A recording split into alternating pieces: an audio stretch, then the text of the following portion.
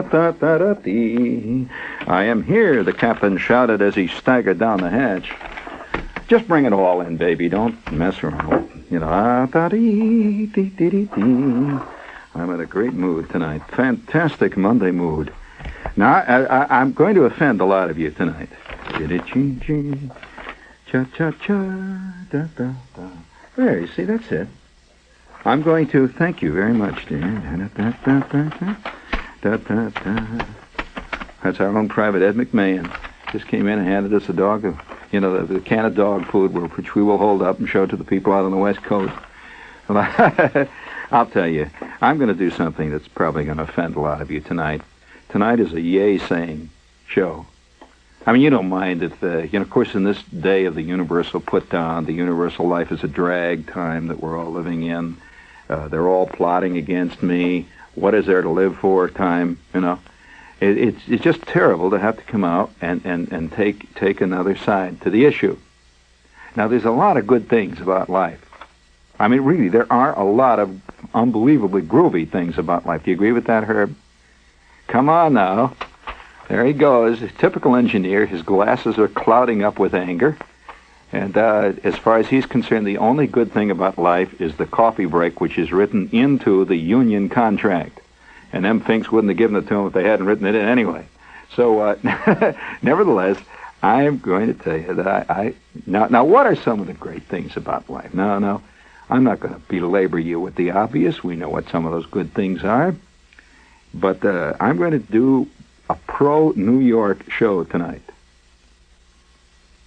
Now, that is really off the wall, isn't it? New York has been getting bad-mouthed so long, and, every place you go, you go out to some place like Chillicothe or Rabbit Hash, Kentucky, or someplace like that, see, and you're not there 5 minutes, and some red-faced native says this to you. Well, I was in New York once. You remember that time, May, when we went out there to what they call it, that World's Fair they had out there? Well, we went out there that time. I'll tell you, New York's I'd say it's a good place to visit, but I just don't know how you people stand living there. Well, I'm going to offend a lot of you who secretly believe, that we here in New York really have a bad time. And I'll tell you one of the reasons why a lot of us pretend that it is bad. It's to keep you out. You see, we figure if we badmouth loud enough, we'll cut off the supply of immigrants that are pouring in over the George Washington Bridge hourly. You see, if we can convince them that where they should stay in is Potboiler, Maine, that we would, one less klutz on 6th Avenue is one less klutz. But nevertheless, there are some great things about New York. And I'm going to tell you one of them. Who was it who came up with that great line that said, any place out of New York is camping out? That was a great line. I don't know who it was. It sounds like Fred Allen. Anytime you're out of New York, you're camping out. And there's some truth to that. And any guy who's lived in New York any length of time feels whenever he's outside of town that he's off stage.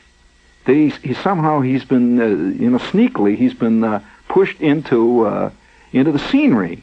And that back home is where, it's really happening. And you get so that you look for items in the paper, Dateline New York. And you feel a sense of pride. It says, New York, a 27-car accident on the Long Island Expressway today claimed 228 people, the biggest accident ever in the history. And you say, what a great time.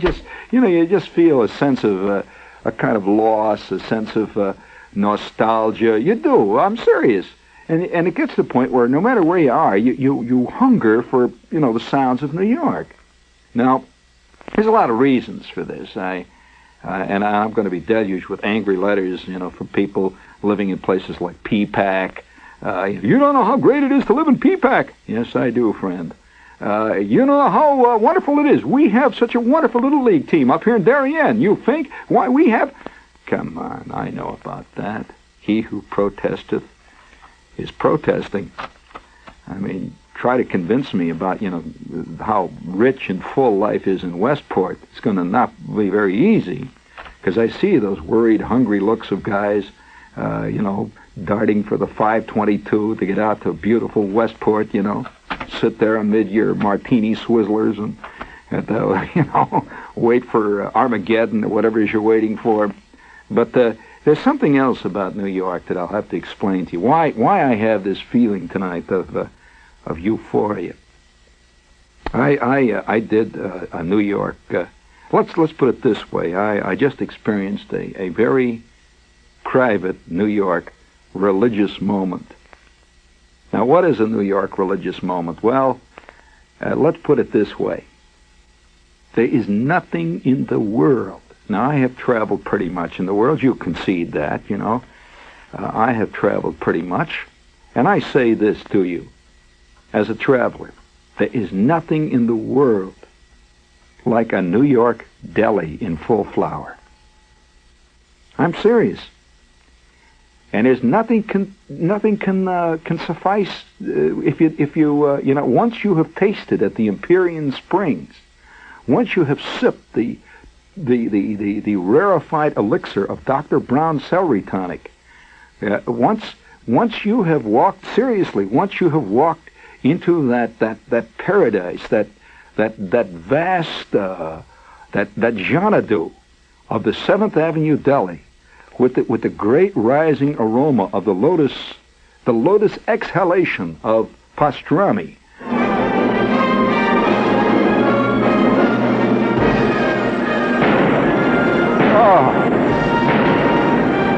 Great turgid currents of nameless passions swirl through your innermost marrow of your bones.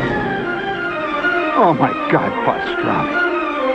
Hebrew national salami. All I want, it's all over. Every place. Onion rolls, give me onion rolls, quick, horseradish.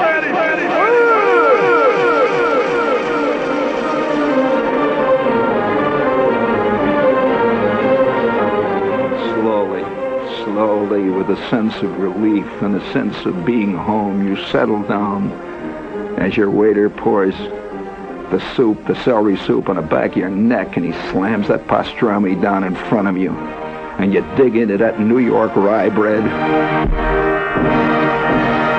chomping steadily,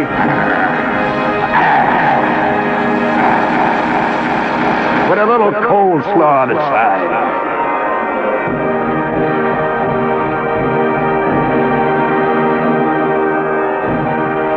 Be there a klutz with soul so dead, who never to himself has said in the dark of night, my God, what I would do for a little pastrami right now.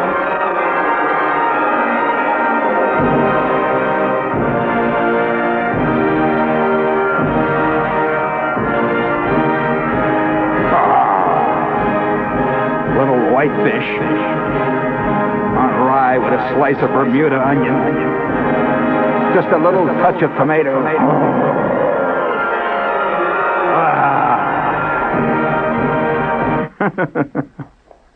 Now, you think I'm kidding, and a lot of you who are living outside of New York don't know exactly what I'm talking about. But it is true, and I'll tell you, some of my more itchy moments have been spent on a world trip. See, I'm going out of New York about 3 months or 8 weeks or something, and you begin to sense something. Like one day, I'm in the Canary Islands, and I'm walking along through this narrow, twisting street, and I'm with another guy from New York. See, we're looking at the town. It's great, and we're doing the things you do, and there's the long curving sea coast and the mountains in the background. We're having a little sangria or something, We're playing it big for each other. Isn't this great? Yeah, it sure is great. A little more sangria here. Sure is great, I'll tell you. Well, 20 minutes later, we are now on the fantail of the QE2, the two of us. And we're heading out to sea. Now, you know what the QE2 is. This is as British as you can get. And we are being served what look like tin-encrusted crumpets with a little cup of kind of tepid tea with what appeared to be either, I couldn't tell whether it was a dead weevil or whether it was a dead fly that was floating in it or a piece of rice. I don't know. And we're floating along there, see, looking out over the sunset, drifting out to sea. When all of a sudden I had to say it, I said, "Reggie," he said, "Yeah. You know what I'd like right now?" He said, "What?"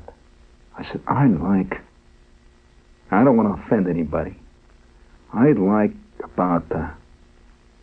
I'd say about a half pound of 7th Avenue chicken liver. I would like it laved nice and rich and thick and ripe right here on a piece of thin white bread. That's the way you eat chicken liver, just a little salt and a little pepper, and eat it the way nature intended it to be eaten. Just like that. And he looked at me, his face got white. He said, "I wish you hadn't mentioned that." I said, "Why?" He says, "God, I couldn't sleep all night thinking of some soft salami." Well, you can't escape it. Once you have tasted, believe me, once a lotus eater has tasted the bud, he cannot go back to dandelions. There's no way. And speaking of essentially, in fact, quintessentially, New York, this is WOR. And I'll point out this to you, friends. You may not even appreciate this. Perhaps you're not well-traveled enough, or who knows, maybe your education was sadly neglected when you're at the age of 28. But nowhere in the world is there a radio station like WOR. You know that? It is genuinely New York. All over the country, there are rock stations that sound exactly like every rock station in town. All over the country, there are guys with telephone shows. Yes? Well, the trouble with the Atlanta Braves, of course, can be very easily solved. The other day, I was talking to Bertie Tebbets, and in other words, the universal expert abounds on the telephone all across the country. There are classical musical stations across the country. But there's only one station in the country that is so New York, it makes your teeth squeak. I mean, really. This is it. You're right here, friends. There ain't no other. This is it. And if you think, it's rock, no, forget it. They're playing rock in Phoenix, the same rock. They're playing the same rock in Tijuana. They're playing the same rock in Portland, Maine. But only one station has Martha Dean. "Good morning, this is Martha Dean." This is it. You got that? And Al McCann saying, "Dora, I was talking to the wonderful folks from the New Jersey Egg Council, and they had, their annual striped bass breakfast, and this is so New York, And so I went tonight. I went out, and I'm drifting along Broadway, and I went into one of my favorite haunts, the stage. The formative years of my life, I must tell you, were spent in the stage. And I mean, they really did form me.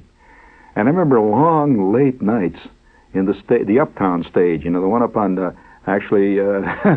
one uptown, Max. I'm standing up there one day, waiting in line for my whitefish, and I'm with an old buddy of mine who was at that time struggling. Man, he was really struggling. Not that he isn't now. Me and Milt Kamen. And Milt and I are waiting. It's 4 o'clock in the morning, and all the boys are yelling and hollering at 4 o'clock in the morning. All the shows are out, and all the comics from every show in town. And at that time, I was rehearsing new faces, and man, that was rough business. And it's 4 in the morning, and I'm feeling hungry and mad. And I'm standing there with my buddy, at the Milt. And I said to Milt, I looked out over the scene of unrivaled of gustatory delights, this scene of unrivaled passion, this scene of so New York. It was home. In fact, there's a lot of guys feel a lot more at home, believe me, in the stage or the 7th Avenue Deli or the Carnegie, who feel more at home there than they do in their home. Now, it's hard to explain why. You have to be a certain type. I suppose I'm this way. I must honestly feel that I feel more at home with the Damon Runyon world than I do with the world most people seem to associate me with. Believe me, I do not go back to Hammond, Indiana, hang around and talk to Flick. That's the last thing in this world I'd want to do.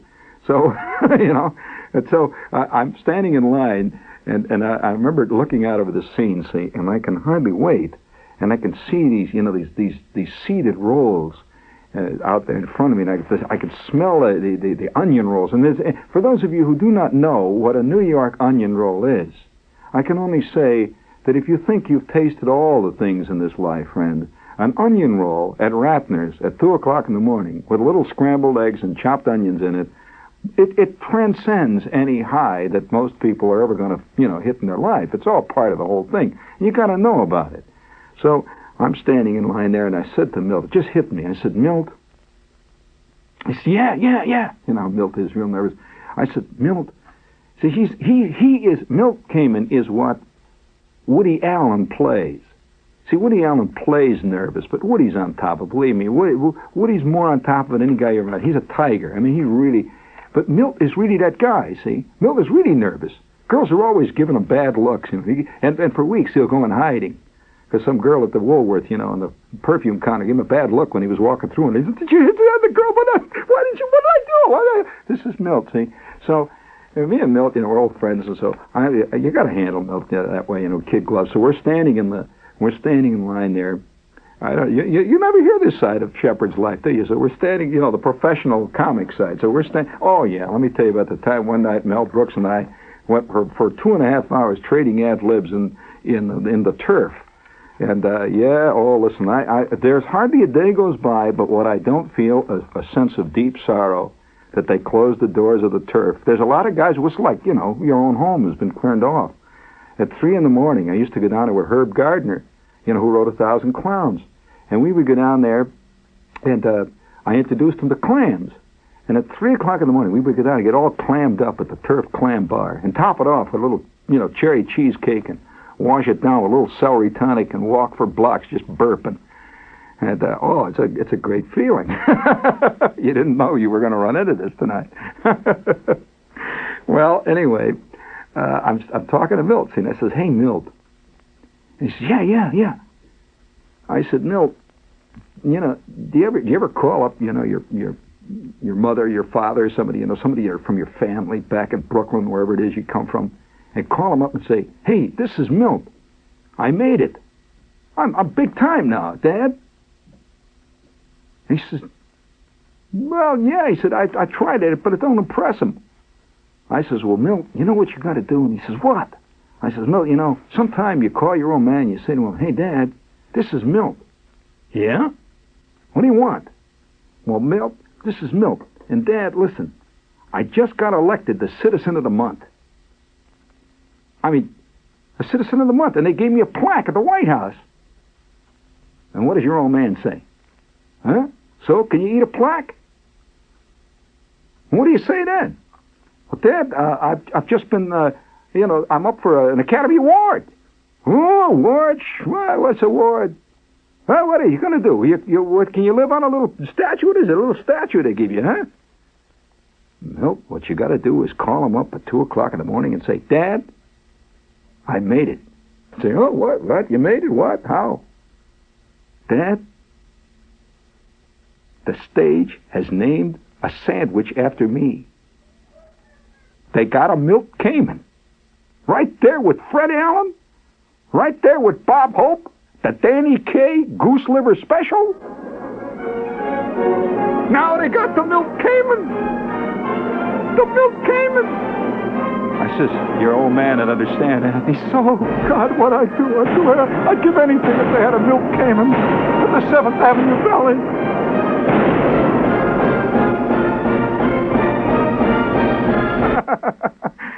Oh, man, I'll tell you, I must admit, do you know that there was once, at one time in New York City, I wonder how many of you remember it, it was one of the great moments in my whole life.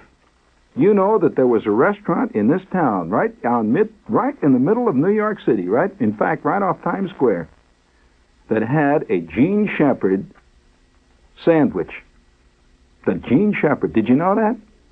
And I used to go in there and I'd eat it, seeing it was just great. It's great to walk in and say, I'll have one of my specials. And the guy says, what do you want? You want a Sammy Kaye? What do you want? What special you want? The Danny Kaye? You want the what is it? You want the Jack Benny? I says, no, I'll have one of my specials. I am Gene Shepard.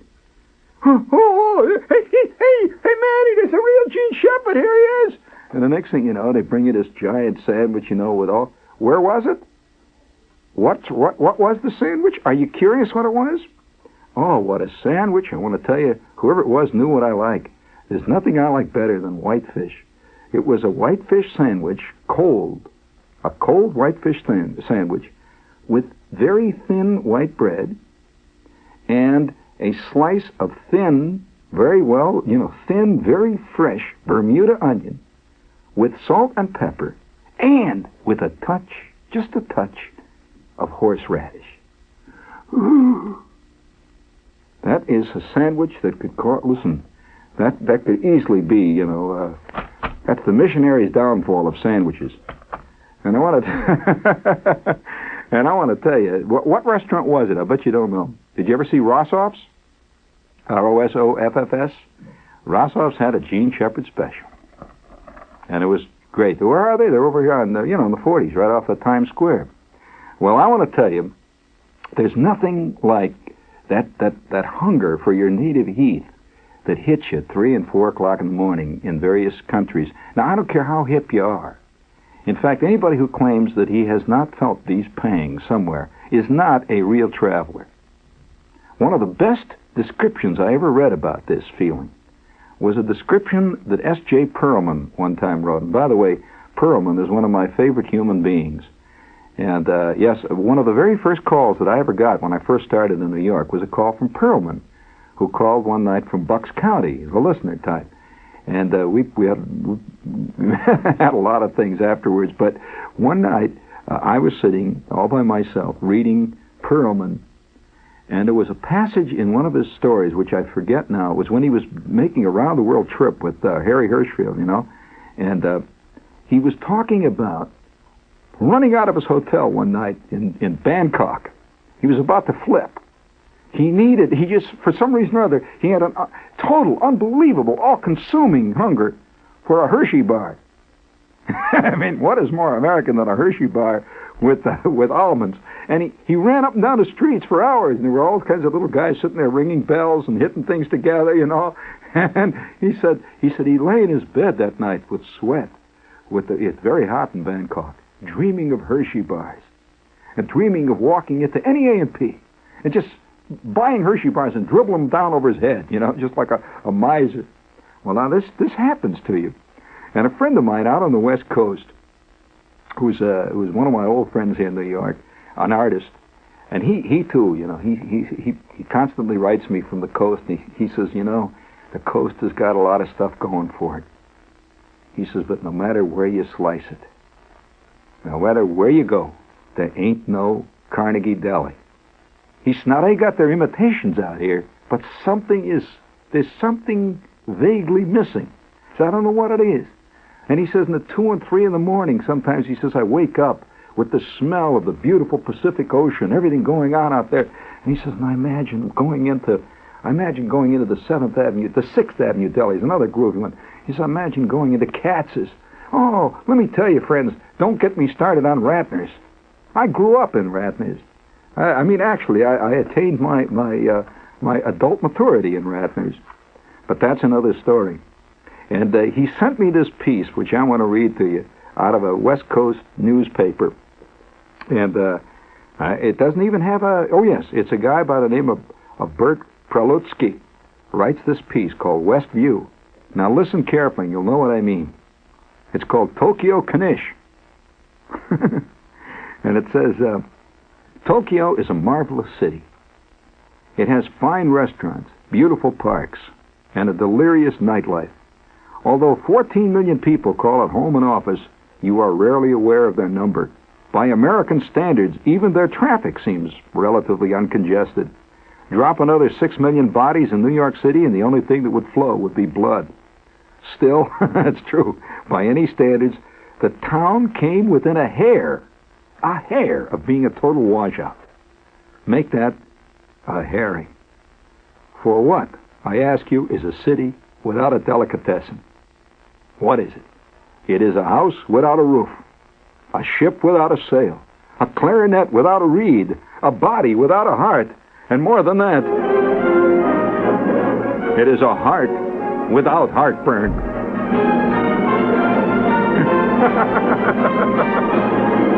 He says, as far as I'm concerned, if I can't find a good kosher-style deli in heaven, I'm going to pack my bags and just split.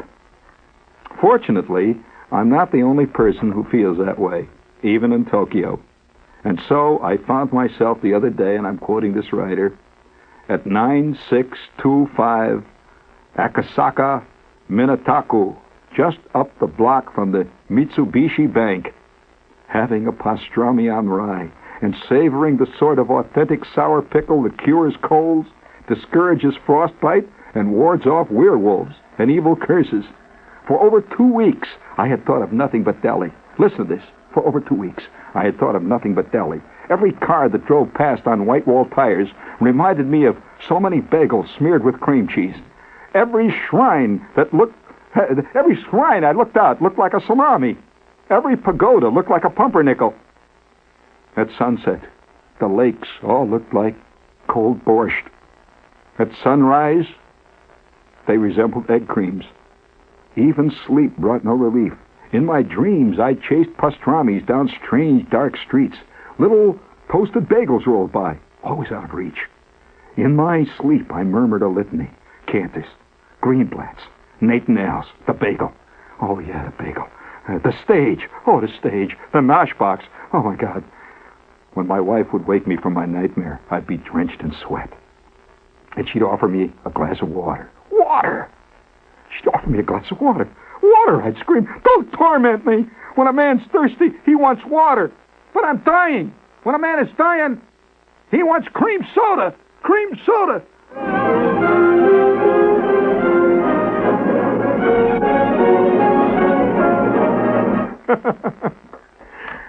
Yeah.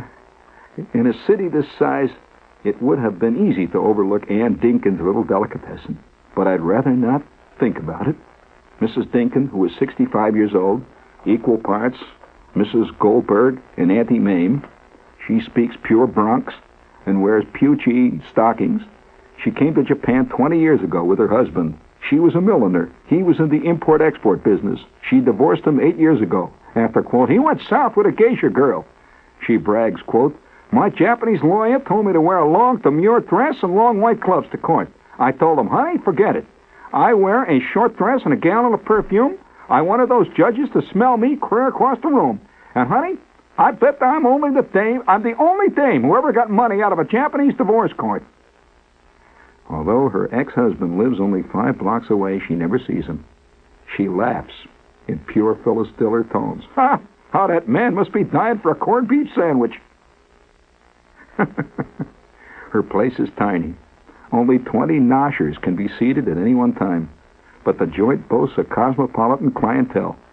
Danny Kaye, Rick Jason, Joe DiMaggio, Johnny Cash, Shirley MacLaine drop in when they're in town.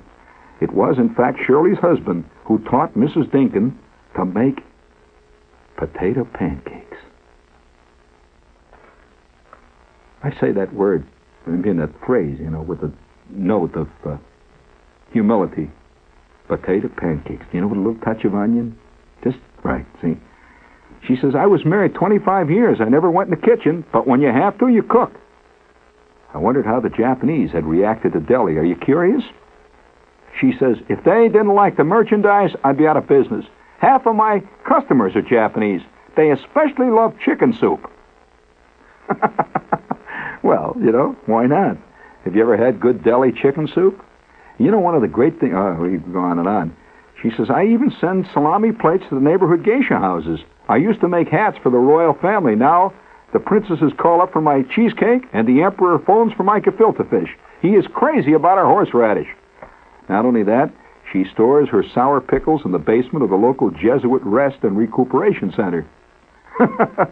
On her wall hangs an honorary degree she recently received from the local Catholic university. It reads, Sophia University salutes Ann Dinkin, a great and noble lady. That is true. And she says all of her food comes from Hebrew National, by the way, of New York. It's the real stuff.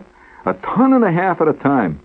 When I asked her if she had any plans to expand, she shook her head. No, this is it. So I got my place, my little deli, and that's all I want. And now she's... there it is.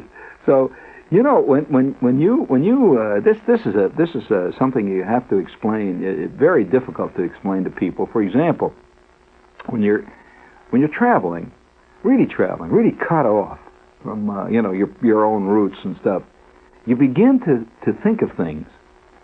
You begin to taste things in your own deep inner taster that you never really tasted before, that you totally accepted for what it was. And I never forget the first time I came, one of the very first times I came into New York. I was in the Army. And, I say this about delis. Deli is not ethnic, if you think it is. Deli is pure New York. Now, I suspect ultimately the New Yorker himself, I mean just a New Yorker, is an ethnic group in itself. I mean, you know what I mean?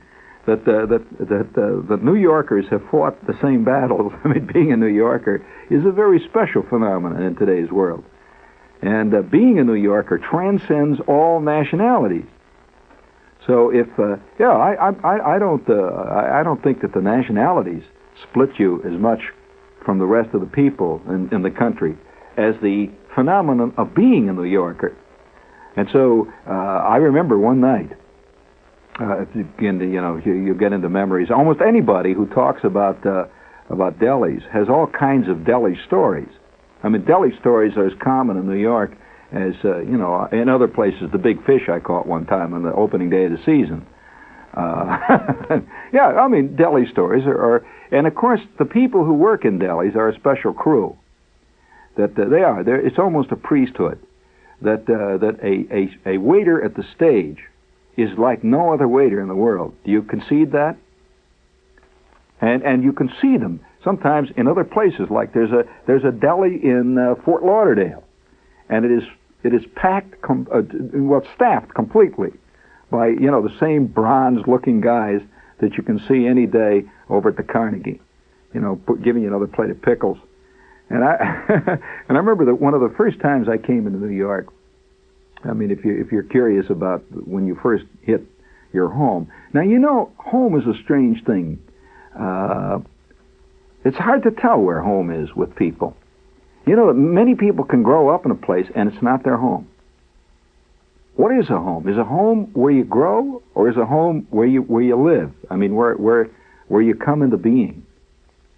Where is a home?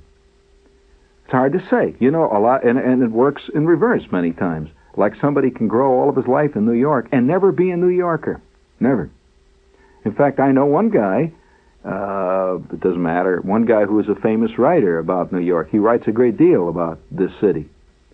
And he's not really a New Yorker. And that is, let us put it this way, he's not a Manhattanite. He is a Brooklynite. And there's a world of difference. That living in Manhattan is just a whole different mystique. And if you grew up, say, down on, you don't have to necessarily come from any area, but some of the areas I know best, say, for example, down around, 2nd Avenue, down around 8th Street and 7th Street, 10th Street, and so on. That is as different from growing up in Brooklyn as, say, growing up in Ogden, Utah is growing up in Tokyo. I mean, they're two different things. And so when I first came to New York, I'll never forget this time. I walked the first night. The word deli, there used to be a cartoon strip that never made sense to me. And I used to read it when I was a kid. Do any of you remember a cartoon strip that was about a guy who had a delicatessen? I believe it was called Pete's Delicatessen. Did anybody ever see that strip, or did I invent it? No, I know I didn't invent it. It actually existed. And does anybody else remember Pete's Delicatessen? Well, that was a cartoon strip that was about the delicatessen, and it was Pete's Delicatessen. And I used to, as a kid, I would read this, and to somebody living in Chicago, or somebody living in Indiana or Utah, or somebody living even in Maine, delicatessen usually means a little store, a little store where you go in and you buy canned goods or something. You go out. A delicatessen means a little neighborhood store. But a delicatessen in New York does not mean that. Oh, not at all. And I mean, there's nothing like going into a deli in New York and saying, hey, I'll have a cream cheese on a seeded roll. And that's to go, of course. And I'll have a sliced turkey with some Russian, and put that on rye. And yeah, I'll have them both to go, and give me a couple of egg creams to go. And that is unknown in most parts of the country. Now, what was that called? Did somebody want to know about Pete's Deli? Please, who did Pete's Delicatessen? Was there a cartoon strip? I would like to hear somebody who also read that strip. And it seemed to me he did some other strip. He was a famous cartoonist. But no, you take it. That I was reading this thing for years. It made no sense to me. I mean, it was a funny strip, and I thought it was funny, like a kid will think a cartoon is funny. But I always related it to Mattingly's store down at the street. And they never made sandwiches in Mattingly's store. You know, you couldn't go in and ask for a sandwich and say, make me a ham on rye with a seeded roll or something like that on the side. You couldn't go in and buy a sliced turkey sandwich in the local store. But that cartoon strip was about that. People were always coming in and buying sandwiches and stuff, and the whole thing was about the deli. Well, that cartoon strip sort of settled down in my mind among things that I laughed at. Among other things, I'm probably the only living fan of Smokey Stover. You remember Smokey Stover? Notary Sojak? And I used to love Smokey Stover. And another one, J.R. the Spotted Wonder Dog, which was all part of that same world. And I never followed cartoon strips. To me, cartoon strips like Smiling Jack meant nothing. I never read them. I never even followed Dick Tracy, and I never read Little Orphan Annie. But I was always reading stuff called Smokey Stover. Another one I always read was the one with the little hitchhiker in it. You remember the one with the little hitchhiker? And the hitchhiker always had this coal scuttle on the top of his head. Yeah, you couldn't see his face. He was always just hitchhiking, see? And once in a while he would say, "Nav schmaz kapap." That's all he ever said. And one day in the strip, one character said to the other, "How come he's always wearing a coal scuttle on his head?" He said, "Well, didn't you hear about it?" And the other one says, "No, what?" He said, "Well, he's afraid of, Dave's Delic, of course! Please, give me a little, Dave's Delicatessen! Hooray for Dave!" Somebody just called in. I'm wrong. It was not Pete's. It was Dave's Delicatessen called in. Listen to this. A listener just called. He once flew from Nairobi to Tokyo. It took him 27 hours just for deli. He found it. He says he went to that place I just mentioned. He went to Ann's place, Ann Tinkle's joint, and went down there and sat and noshed until, he just fell over sideways and made squeaking sounds. And yes, you won't find a deli in Nairobi, I'll tell you that. But nevertheless, there's a story. Now, there's a fellow traveler who can tell you that the same hunger, Now, a lot of you are listening to this, and you're thinking I'm romanticizing this. Not so. It's not a romantic concept. It is a real thing that happens to people when they're cut off from their roots, really cut off, and you begin to appreciate it. Now, I've been cut off several times. And, this really changed me. But Dave's Delicatessen always seemed a curious cartoon to me. Because the word deli does not, I repeat, not have the same connotation across the country. In fact, I wonder how many things come out of New York that we just accept for granted here in New York, and we laugh at or we don't laugh at, that are totally without meaning in the rest of the country. For example, you'll watch a talk show and somebody will say, "Oh boy, now that's what I call chutzpah." I just wonder what ladies in Iowa wonder what chutzpah is. What is this? Yeah. Or somebody will say, "Oh, nothing like just walk in and have yourself a knish and maybe, what does this mean to a lot of people around the country? Nothing. The phrases which we use, like borscht circuit, I wonder how many people even know what it means. Well, all right, but the word deli does not mean the same in New York as it does, say, in Hammond, Indiana. And so, the second night I was in New York, I was staying at the Hotel New Yorker, and I was with Gasser. And there I am, I'm PFC, and I'm really on my uppers. No money at all. I had about 12 cents on my bus ticket back to Fort Monmouth. And so we went over to the USO. which was at that time located, you know where the Castro joint is here on Times Square? Well, it wasn't a USO, it was a Pepsi-Cola canteen, as a matter of fact. And so we went into the Pepsi canteen there, and we were figuring we'd get a sandwich and maybe some Pepsi they give you away free. So we walk in. Had no money at all. So we went up to the lady at the desk, and we says, "You got any tickets for any shows?" She says, "Well, we've got some tickets here for some free meals and stuff. You guys want to go out and have a nice dinner before you go out and go to a show?" She said, "We got a couple of tickets for the hockey game." And very groovy. We'll go to the hockey game. And so she says, "Here." She says, "Here, take this ticket, and you give it to the man at the counter at the 7th Avenue Deli, and they'll give you a meal there." I thought, the deli? What is this? What are they going to give you, a can of beans or something? So we went down the street to the 7th Avenue Deli. I gave them the tickets. All these people are sitting around. See, they're chomping away at the egg rolls and stuff. And I says, "Here." And a minute and a half later, I was initiated. And there's no going back. No going back. I sat there in front of a Fred Allen special that weighed 7 pounds. This baby came in a shoulder holster. It was dripping Russian dressing all over my Eisenhower jacket. And the tomatoes, and the fried, the beautiful frizzled pastrami around the edges. This little skill. It's a taste that no other sandwich in the world quite touches. A Fred Allen special at the 7th Avenue Deli.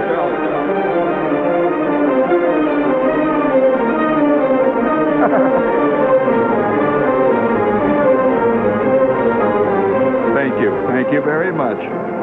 Gee, you play that instrument well, I'll tell you. So I told you I was going to offend you tonight. I mean, after all, there are a lot of great things about life. We better remember them. I saw a little essay the other night on the egg cream on TV. Well, now there are 2 schools of egg cream fanciers.